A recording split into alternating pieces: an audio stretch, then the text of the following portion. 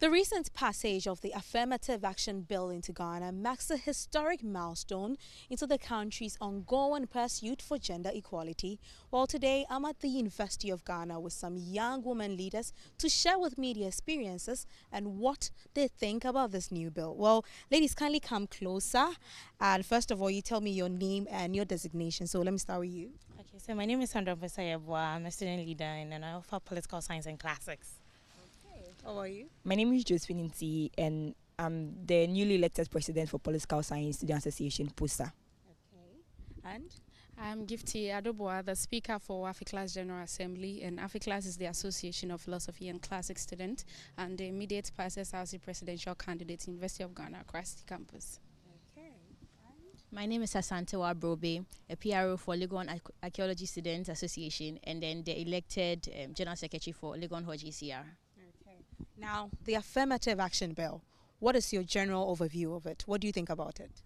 So with Affirmative Action Bill, I said that it's been a bill that has been in Parliament for, I think, since 2011, and it's supposed to help the women come into terms that they have an equal opportunity so as the men, help them with more of a 50-50 balance with their welfare. So it's supposed to bridge the gap between the men and the women, the whole marginalization and everything. And I think that the bill being passed yesterday is actually a milestone for all of us. When the MP, Honorable Dakwa Newman, and also the Minister for Gender, Children and Social Protection, when she raised it and it was passed, it's been something like we've been fighting over it on and on and on again. So they setting the pace, they passing the bill is something that is going to make the women realize that it's time for us to also feel equal to the men. It's time for our voices to be heard, for our rights to also be looked at some point. So I'm really, really excited. Okay. And what about you? Your general overview of the bill? Okay, so I saw it yesterday on the French status, and I'm like, whoa, like, wow. And my view on this is the fact that recently, you can see we have so many ladies who want to do more for themselves. We have so many young ladies who want to explore. But the question is, what is the society saying about it? What is Ghana saying about it? What is this sector saying about it? So the bill coming into place to become a law actually gives us, we have the legal right now. If we want to go overboard to like explore and make impact for ourselves and our society, yes, it's the law. We have no obstacle, like nobody will come and tell us that, we're not supposed to be that, since the law says so right now. So I feel it's a plus for us, and it's more like a shield that would guide us to do more for ourselves. Okay. And you too? All right, it actually gives me the pleasure to be speaking about it. I mean, when I saw it yesterday, I was exhilarated, and I was like, this Affirmative Action Bill, I mean, it's just government policies geared towards raising, all forms of discrimination against the marginalized in the society. I mean, when you check the international standard. But then in the case of Ghana, it's specifically women. So me happening to be a woman and then seeing this blow, I was so excited. And so I began to question myself that if this happened to, take effect somewhere last year, I'll probably not be calling myself former presidential candidate. It could be that in a way could influence somebody to give me their vote to, take up that leadership role that I was, looking at. And so this having to be passed finally, I mean, like Sandra stated earlier, it has been of age. So for us to, finally get it today, it brings us all joy, and then we are hoping that at the end of the day it's really going to work and not just going to remain in the books. Okay. And you? Basically, they said everything. We are just happy that it's institutionalized, it's going to happen, and then we are going to be heard. Okay. Now, in what ways do you think that this new bill is going to impact your journey as a woman leader? Because you're all leaders. So in what ways, let me start with you, in what ways do you think that if this bill is actually passed, if the president finally assents to it, what ways is this going to help you in your journey? Okay, your personal journey. Okay, personal journey. So like you said earlier, you see, this is a time where young ladies want to do more for themselves. And doing more for ourselves means we are going to the male-dominated space. It looks as if we're intruding. Whereas we just want to be heard. We just want to be ourselves. What are some of the male-dominated spaces? Okay, like for instance, becoming the president. I'll give myself as an example. So I'm currently the president-elect for POSA, which is something that over the years POSA has not seen. And when initially I was like, I'm going for this portfolio, why not secretary? Why not something else? Why president? Because we've only seen guys doing so why do you want to be that? And because like over the years, we've not seen ladies doing so, and society really don't really like smile at us when we're going to those kind of spaces. Yeah. But yeah, so if this bill is being passed, and I know no, it's been passed, when our president finally signs it, right now people who have this stereotype about giving ladies the chance to be themselves, like, oh, it's a law now, so why not? Let's give them the chance. Okay. And what about you? So I think it's really I want your personal experience. personal experiences. Well, at the time of being the women's commissioner, there are certain things that you face, and most of the times your voice is not heard, even if you want to do so many grand things, and then you hear the words that, oh, you're a woman, you're a lady, you cannot actually do it. So I think that with this bill being passed, is really going to give us that form of motivation. I mean, when I look at Parliament right now, out of 275 MPs, only 40 of them are women, which amounts to 14.5% of the total percentage. So I think that looking at that is actually going to motivate me more. If the affirmative bill, if it has been passed, I feel like it's more of like a backing for me, something for me to look up to and say, okay, everybody is actually agreeing to it now. It's something that the country even is giving its full force and full vim to. So I believe that it's one of the things that I'm really, really happy about. For personal experiences and looking forward to the future is certainly exciting. Well, yes, exciting indeed. Now, what about you two? Your personal experiences? Well, I think I already stated that I'm a former SLC presidential candidate at the University of Ghana, Accra City campus. I didn't win. And that also, dwells on the fact that people think that women cannot take up leadership roles, especially the position of the president. And so during my time, you get people talks about, the stereotypes that we are not going to see a woman to lead us. Why should a lady lead us? And you heard those from some students? A lot, Okay. yes. And even some goes to the extreme to say that for me to even have a male manager, it means I've given him sexual favor, and that is why he has agreed to manage me. If you see, senior staff members in the university supporting me, it means that I've had something like sex to do with them. And so our society generally have this construction that for a woman to be up there, there must be some exchange of sexual favor with a man to get there. But I don't see this to be, much of a problem. I mean, it is just fair that we live in a cosmopolitan world, a diversified society. So if everyone is equally represented, then that is it. I don't see why it should even be a problem. I don't see why it should be a bill for president to assent it, for it to be a law. There shouldn't be anything like this at all. So for it to come, then it means that is it. So using my kids as a practical example and this coming up, then I believe that going forward, what I did in the past, even in the absence of the bill being passed, it means I'm now going to do more. I'm going to encourage those who looks up to me so that collectively we forge on. Okay. Now, what are some of your biggest challenges so far in your leadership journey? That is a very good question. I believe that women have the ability to do more. It's just the opportunity to do it.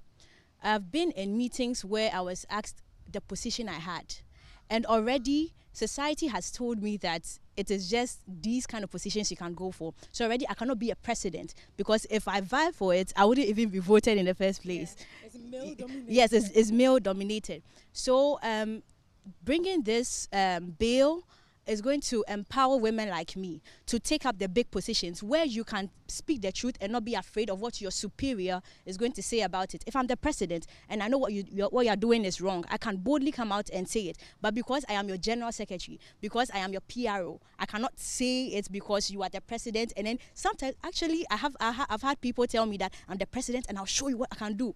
You see all this, like a male president, a male president telling me that I'm the president. I'll show you what I can do. You're a woman. Be quiet. You're too. You understand? So I believe that this bill is going to allow us to be ourselves, to be like the best we can be, and I'm happy about it too. Okay. And did I ask of your personal challenges? Your personal challenges. Okay, so for me, I'll talk about POSA because I'm currently the president-elect. So people will tell me that just win, even though you're hardworking, you have to work twice as hard. I'm like, why? Because you are a lady. So first of all, show your competence and then show that a lady can be it. I'm like, why should I even show a lady can be it? Because this portfolio, nothing in our constitution says that only male can be president. I was wondering why I'm being told that work twice as hard to show your competence and show that a lady can occupy this portfolio. So for me, I felt that my hard work, so I had to really like go all out, do whatever I could do, like do my campaign well, help students, just because I'm a lady and I want to be accepted into this. So it was really challenging, and it's really challenging. Just that I'm so glad that it's paved through, and I was finally elected as the president, despite my gender. Yeah. But what were some of the you've all, I think you also shared me some of your challenges, but then what were some of the systems that were put in place? Because well, the bill is now is passed now, but then before that it looks like you all had your struggles and your challenges along the line. But did you think that there were systems put in place to help you overcome some of these challenges? Oh, so basically sometimes it has to do with believing in yourself first of all. If for instance, if you're going to do something or you're running for a position and then you want people to vote for you and you come and you're like, I don't think I believe in myself and I don't think I can do it. Oh, in the beginning you have already succumbed to a certain theory, a certain fear, so you don't really have that kind of vim to even go for it more. So I believe that it has to do with you having a personal belief that you can actually do it, because if you have that personal belief that you can do it, others also, it catches them. It's like a fire. It's like a burning fire. It catches them for them to also believe in you. So I think you having the personal instincts and believing in yourself that you can do it, checking to see if the opportunity avails itself correctly for you to be, if you have the resources to also, sometimes it's not necessarily about, oh, we are not supporting women here and there, but sometimes the availability of the resources to do these things, you need to check that, are they available enough? Am I ready to take up the cost and whatever that has to come through? Am I going to overcome the fear to be able to carry on with everything? So I think that is one of these things that we need to check as women as well. Okay. Now, finally, well, given that there's a likelihood, well, we don't know yet for it to be passed into a law, given that it comes into being for us all to abide by this, do you think that the next landscape of women leaders would change? The next landscape of women leaders that we're going to have in the next 10 years will change due to this new legislation? Oh, personally, I feel it will, like, amazingly it will, because like I said earlier, we are seeing ladies who want to be more for themselves, but then again, they're looking around, will I be accepted? So if a lady wants to go for a portfolio, before she even like believe in herself, she'll ask herself, what would they say? Will they say I'm enough? Will they say, okay, fine, I'm a lady, I can do this? So honestly, with this bill being passed into a law, automatically that is scrapped off. Now it's about you and come to do what you want to do for yourself. You know that right now, societal norms, societal stereotypes is being cleared off because it's not a law. So it all boils down to our personal achievement, our personal zeal to do more for ourselves, and that wouldn't be a challenge anymore. Okay. Now, there was this argument too from certain people on social media that about the fact that when this law is being passed, it now gives the woman more power, like extra power, because they feel like we already have enough power. Women have the power. But you think that when this power is being given to women, it's not like really a power, but then it's a law that is likely to be passed. Then when it happens, is it likely to give women like enough like so much power over men? Well, like I earlier stipulated, I mean, we're talking about women taking up certain roles, setting up certain positions, and when we go to our educational institutions, political stuff, and all of that. So, the kind of gender advocacy I do has to do with capabilities. You understand? It is not just about the power. You understand? For you to think of this, that I have this zeal, I have this energy to take up this role, you must first of all also assess yourself to know that I have this capacity to be able to render effectively this job that has been assigned to me. So it is not about just going to occupy the position or taking the power, but assessing yourself to know that you are truly going to do the job. And if it's just about your job you are going to do, what is it about? Power. It's not about power. You're just going to do your job. And I think that is what we should check, and not make it like when you give a woman the power, they tend to abuse it. They tend to overuse it. No, we are looking at capacity. We are looking at who has the means to do it. So if a woman has the means, have what it takes to do the job, then that is it. It means she's doing her job. She's not abusing power. She's not flexing like there's a constitutional backing. So Yeah. I'm doing what I'm not supposed to do. Last year, City Campus, per the history, no woman has ever had the chance to, take the presidential position, to even campaign that I'm coming to be the president. But I took it, and that because I assessed myself. I carried an introspection of myself, and I realized that I can do it. Unfortunately, it didn't turn out as I was expecting to. This year, someone also came, and the margin I lost with it turned out that she came closer. So that tell you that next year, if another person assess themselves, So, but did she win? no, she didn't. I lost with 213. She lost with 93. So that tells you that in the coming years, the gap is closing. And that means that the ladies are working hard. This has to do with the capacity and the ability to do the hard work. And so the people, they also see. They check there and they realize that she has done well. And that is why they gave her that number of votes, although she didn't win. But at the end of the day, you didn't even see anyone trolling her. It means that she has the capacity and she has done so well. So when ladies are given, such positions, they are only going to do their job. And it means that they've checked themselves and know that they have that capacity. It is not abuse of power. Okay. Do you have something to say about that? Well, I believe that it is an opportunity for women to do well. Then again, there's a tendency for women to, for lack of a better word, want to overstep boundaries. We are giving you the opportunity to be yourself, add up to the quota that the nation is looking for, not for you to come and show us you can do better than somebody.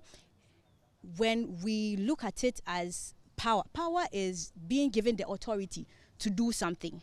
That's the definition of power to me. So women are being given the opportunity to exercise their rights, to do what they can do, but it is not giving women the chance to flex, as she used, flex of their muscles on men. So it is not a threat to men. It is just a call on women to maximize whatever potential they have. Well, we just heard from these young female leaders at the University of Ghana sharing the experiences and their whole overview about the Affirmative Action Bill. Well, reporting for Joy News, I am Jacqueline Ansama Yeboah.